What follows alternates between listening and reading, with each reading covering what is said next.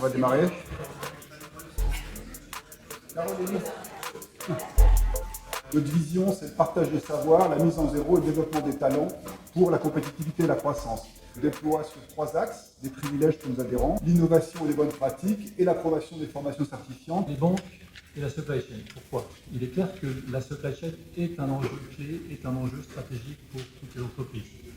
C'est encore finalement une situation très hétérogène en fonction des acteurs, pas d'ailleurs uniquement, je ne parle pas uniquement des banques. Intrinsèquement, ces programmes qu'on met en place nécessitent qu'on soit en contact avec les achats, avec les ventes. Une entreprise met au cœur de ses préoccupations l'ensemble de ses enjeux RSE, et bien en général, elle a des meilleurs résultats. Ils sont en moyenne près de 9% plus performants que le reste de leurs pairs. La RSE, c'est les actions qui visent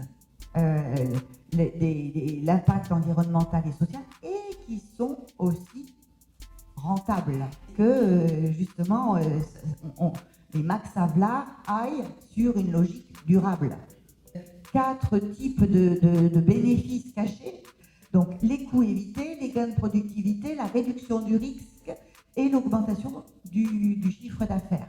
D'utiliser les technologies les plus propres, de garantir de bonnes conditions de travail, de favoriser l'emploi local. Le Global Compact, ça représente environ 66 millions de personnes travaillant dans une organisation active au Global Compact, donc ça fait vraiment un effet levier. Nos partenaires peuvent aussi contribuer à faire vivre l'agence du don en nature. On reste sur des objectifs sociaux, on est bien ADN, une association à but non lucratif.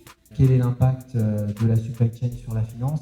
La supply chain, le supply chain management, c'est un domaine qui est à la fois consommateur et générateur de cash. Ce que l'on peut dire aussi sur les enjeux, c'est qu'on parle en réalité à la fois d'enjeux en termes de montants qui sont assez considérables, mais c'est aussi des enjeux qui sont très importants en termes de bilan et de PNL.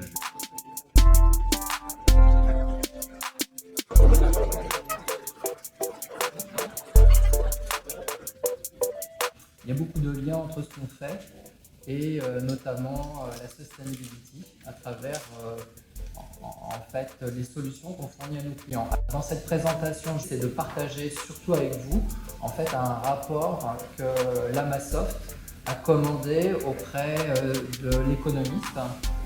Cette étude a été menée à la fin de 2018. Si on pense en fait optimisation de la supply chain, en fait il y a des grands potentiels en général pour améliorer la supply chain quand on la redessine, qu'on la repense, on optimise ses flux.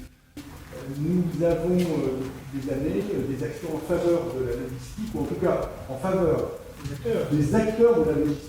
La dynamique direction d'industrie est très favorable au partenariat entre PMI et grandes entreprises.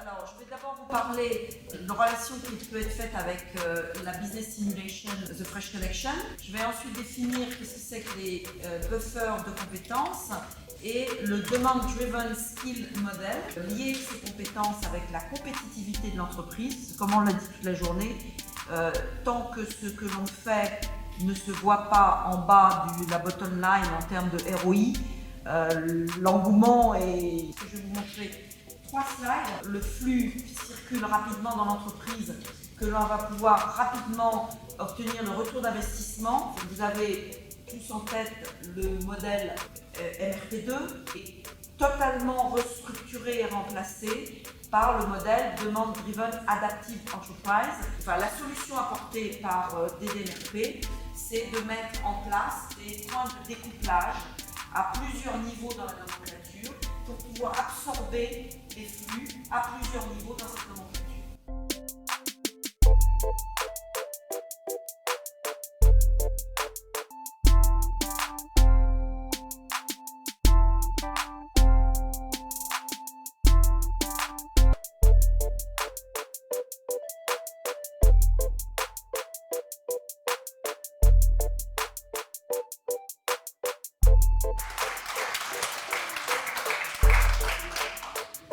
Dassault Systèmes, unfortunately minus, but very well done too. 7th, Michelin, Thank you.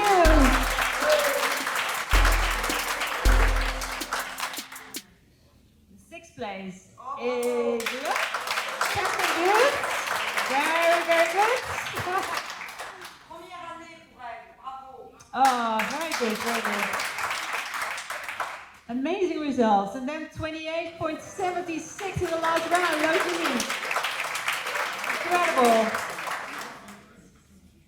Fourth, LVMH, Team 1. And an incredible applause to you as well. It's always bad to be the fourth, but yeah, someone needs to be that. Then the top three. So, where are the top three teams? Where are you? Are you still there? Good, good, good, great, great. So, number 3, LVMH TFC, 41.2, incredible.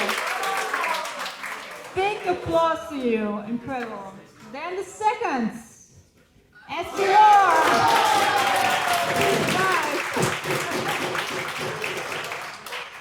They were so close to the other team all the time, and then in the last round, the winner of today didn't. They had an agreement only with another team. So the other teams had agreements with 3, and I thought, oh, if this is going well, but you see it went well.